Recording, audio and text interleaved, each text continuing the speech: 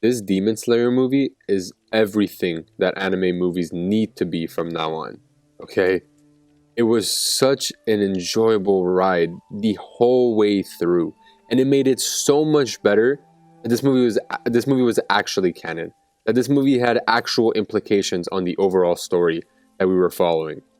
It's all cool to watch movies that have no impact on the story whatsoever, right? But at that point, you're also lowering the stakes because no matter what happens in these movies, it doesn't really matter in the end because everything's going to go back to the status quo because it has to, because it's not canon, because it doesn't matter what happens in these movies. When you think of, for example, the OG Dragon Ball Z movies, right? All of them had no impact on anything. A dude comes, does some shit, and then it all goes back to normal.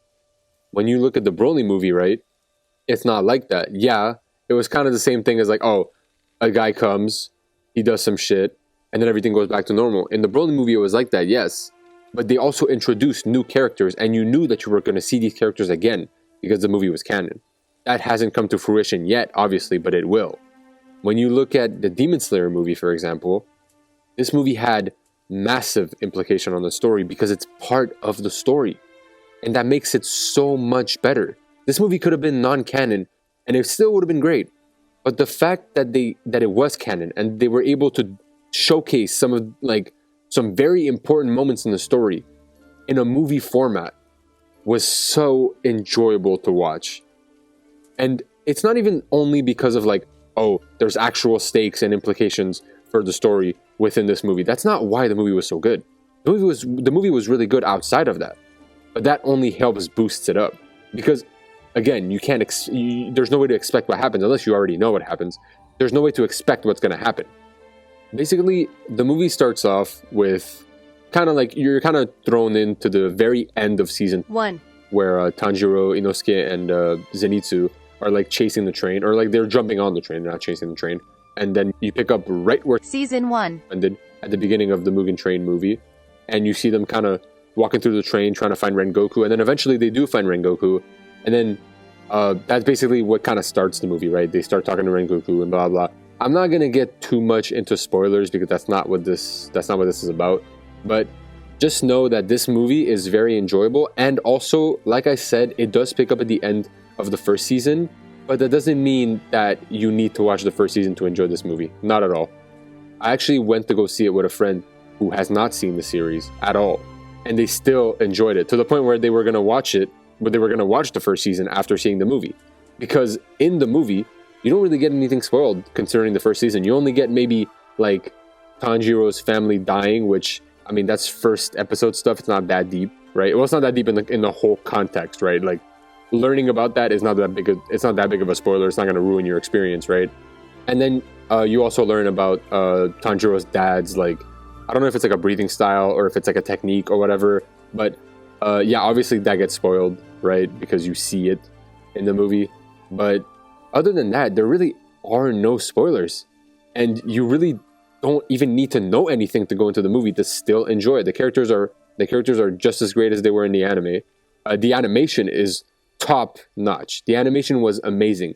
I haven't watched season 1 in a while, but the animation was great. And honestly, this movie reminded me of the love that I had for Demon Slayer, because I did not watch Demon Slayer when it first came out, the anime I mean, but I watched it a long time after, maybe like, well, no, I'm saying a long time, maybe what, a year after or something like that. And I really, really, really liked it. And I was super hyped for this movie, and obviously because of, you know, the kind of the situation that the world is in, right? It was pushed back, and I wasn't able to watch it, obviously, as many of you. And I didn't forget about Demon Slayer, but my hype for Demon Slayer kind of died down because it kept getting pushed back, and there was other things coming out at the time. Jujutsu Kaisen, New My Hero. I was watching Black Clover too. Like, I was watching so many things that Demon Slayer kind of was in the back of my mind, you know? And then I go see this movie, and it's so good. The soundtrack is amazing. The animation is amazing. The characters are just as great as they were in the anime. The new characters that are introduced are so likable, for the most part. Obviously, the villains are not likable, but they're still interesting. And that's what this movie has going for it. The world is very, very interesting. And this movie is able to capitalize off of that very effectively. Between the introduction of Rengoku, one of the Hashiras, which is like he's part comic relief, he's part badass, he's part teacher. He's such a well-rounded character. He's such an interesting character. And without going into too many spoilers, I think the movie did him justice. The movie really did do him justice. And even with the villain of the movie, they did a really good job, like kind of displaying the power set and all that. Like, again, I don't think I really need to get, like, when talking about Demon Slayer, I'm not sure I really need to get into the animation, because obviously we all expect top-notch animation, and that's exactly what you're getting out of this movie, right? Which is probably one of the reasons why it's such an enjoyable watch, whether you watch the movie or not, or whether you watch the series before or not, sorry. But it's just such a good movie all around. It's a well-rounded movie that really covers all its bases. And again, like I said, it actually has implications on the world of Demon Slayer.